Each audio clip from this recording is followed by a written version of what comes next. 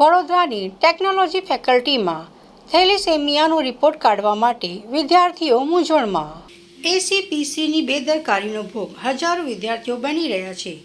Third રાઉન્ડનું પરિણામ આજે જાહેર થયું, છતાં આજથી જ એકેડેમિક યર શરૂ થવાની ગેરંટી આપવામાં આવી હતી. વિદ્યાર્થીઓને એડમિશન પ્રક્રિયા, ફી ભરવા અને કોલેજમાં રિપોર્ટિંગ માટે પૂરતો સમય મળવો જોઈએ. આવી ઉતાવળભરી આયોજનથી વિદ્યાર્થીઓ અને વાલીઓ બંને મુશ્કેલીમાં મુકાય છે. જવાબદાર તંત્રે આ બાબતે તાત્કાલિક યોગ્ય નિર્ણય લેવો જોઈએ. ટેકનોલોજી ફેકલ્ટી એડમિશન માટે વિદ્યાર્થીઓને 5-5 કલાક સુધી લાઇનમાં ઊભા રહેવું પડે છે. શું આ જ છે મેનેજમેન્ટ? 5 કલાક રાહ જોયા પછી પણ નંબર નથી આવતો. થેલેસેમિયાનો રિપોર્ટ કાઢવા માટે વિદ્યાર્થીઓની મોટી લાઈનો પડી. વિદ્યાર્થીઓના સમયની જવાબદારી કોણ લેશે? ડિજિટલ યુગમાં પણ એડમિશન માટે કલાકો સુધી લાઈન. મેનેજમેન્ટ જવાબ આપો. છતાં વ્યવસ્થાનો અભાવ કેમ? વિદ્યાર્થીઓને હેરાન કરવું નહીં. સુવ્યવસ્થિત એડમિશન પ્રક્રિયા આપો. એડમિશન પ્રક્રિયા સરળ બનાવો.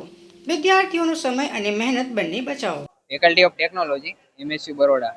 તો 2-3 દિવસ પહેલા એસીપીસી 3 નવમનું રિઝલ્ટ આવ્યું છે, જેમાં 2 દિવસ વચ્ચે ગેપ આવી ગયો.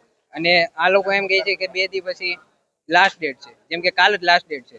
જેના કારણે વાલીઓ અને વિદ્યાર્થીઓ ગભરાઈને અત્યારે આવી ગયા છે. અને બીજી સંસ્થાની એ બેદરકારી કે થેલેસેમિયાની રિપોર્ટ થઈ છે લાંબી, અને વાલીઓને એ બીક તો રહેવાની જ છે કે આજે 5 વાગ્યા સુધીમાં એડમિશન થવાનું નથી અને કાલે લાસ્ટ ડેટ છે, એટલે ગળદી તો આટલી જ રહેવાની હતી. અમારી ખાલી એટલી જ આમ છે કે થેલેસેમિયાના જે ડેસ્ક છે એ વધારવામાં આવે અને જેમ બને એમ એડમિશન પ્રોસેસ વહેલી કરવામાં આવે, જેથી કોઈ વિદ્યાર્થીઓને વાલીઓને કંઈ પડે નહીં.